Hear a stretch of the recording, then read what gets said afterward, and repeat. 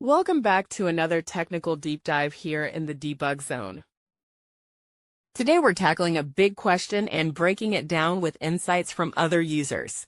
Hopefully this clears up some misconceptions and helps you get the answer you need.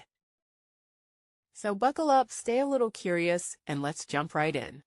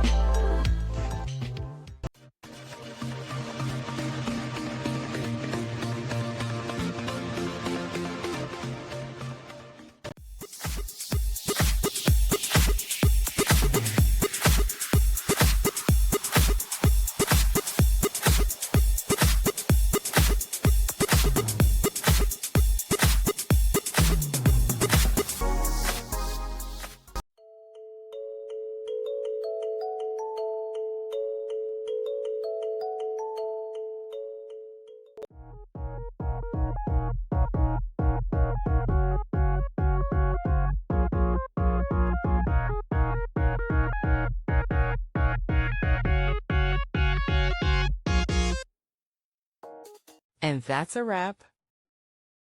I hope you found the answer you were looking for.